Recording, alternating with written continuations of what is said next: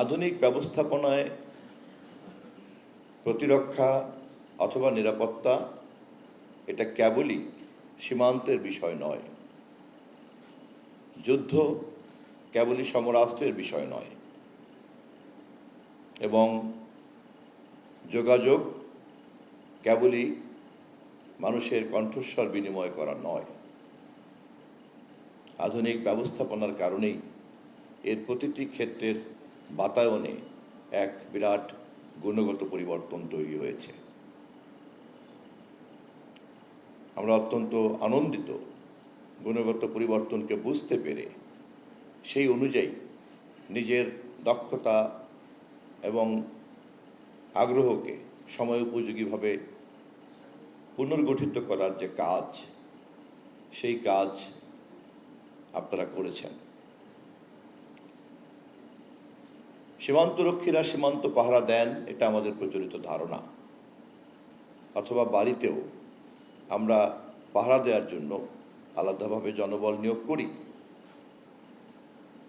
কিন্তু এখনকার যুগে যে কোনো বড় ব্যবসা প্রতিষ্ঠান তার সিন্দুককে পাহারা দেওয়ার চাইতে তার কম্পিউটারকে হ্যাকার মুক্ত করাটা অনেক বেশি জরুরি।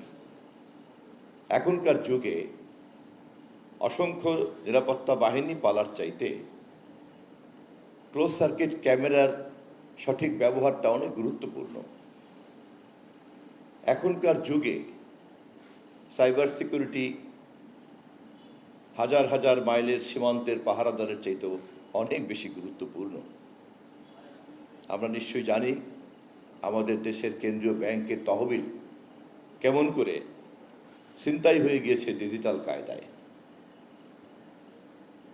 এই ঘটনা এবং এই দুর্ঘটনা আমাদের চোখে আঙুল দিয়ে দেখিয়ে দিয়েছে নিরাপত্তার ধারণা গুণগতভাবেই পরিবর্তন হয়ে গিয়েছে। আমি আবারও আপনাদের এই উদ্যোগকে সংযুক্ত করতে চাই এই অভিজ্ঞতার সঙ্গে, যে আপনারা যথাযথভাবে এই প্রেক্ষিতটাকে অনুধাবন করেছেন এবং পরিবর্তিত এই প্রেক্ষিতের সঙ্গে আপনারা সামঞ্জস্য বিধান করেছেন। তথ্যমন্ত্রী হিসাবে কাজ করতে গিয়ে আমি প্রতিনিয়তই এই বিষয়টি নিয়ে মোকাবেলা করতে হচ্ছে।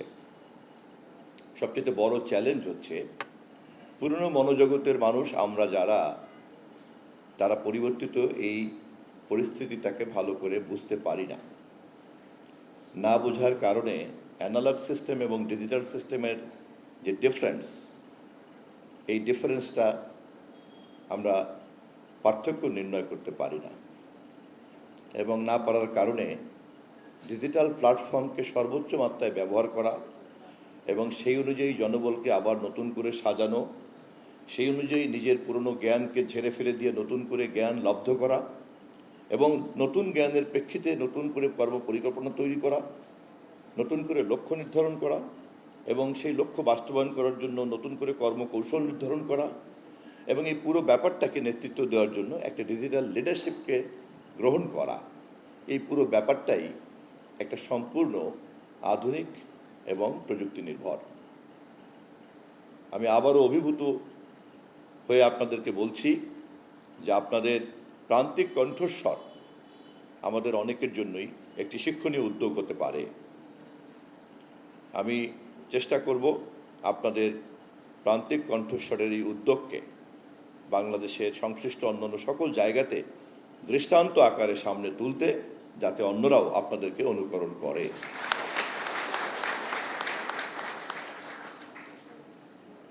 সর্বশেষ আমি আপনাদেরকে বিনয়ের সঙ্গে স্মরণ করে দিতে চাই, আমরা যেই নতুন বাতায়নে প্রবেশ করেছি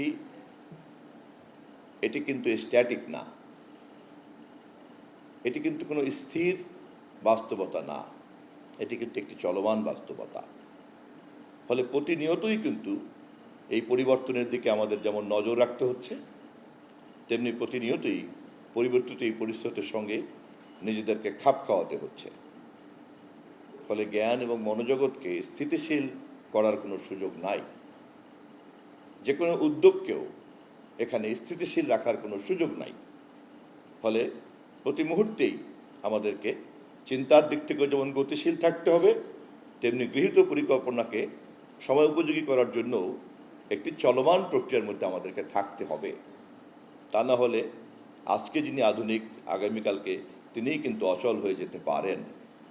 ফলে প্রান্তিক কণ্ঠস্বরকে প্রতি মুহূর্তেই কিন্তু নতুন নতুন উদ্ভাবনী ব্যবস্থার সঙ্গে খাপ খাওয়ানোর জন্য একটা চলমান আপগ্রেডিং সিস্টেমের মধ্যে কিন্তু থাকতে হবে। আমি নিশ্চিত আপনারা এ ব্যাপারে সজাগ আছেন। নিকট ভবিষ্যতেই আবার আপনাদেরকে আপনাদের কর্মকাণ্ড সম্পর্কে ধারণা জ্ঞান নেওয়ার জন্য আপনাদের মাঝে আসতে চাই। পরিশেষে আমি আবারও মহাপরিচালক মহোদয়কে এবং সর্বসংখ্যক কর্মকর্তাকে অন্তরের অন্তঃস্থল থেকে বিশেষ ধন্যবাদ জানিয়ে প্রান্তিক কণ্ঠস্বরের আনুষ্ঠানিক উদ্বোধনী ঘোষণা করছি।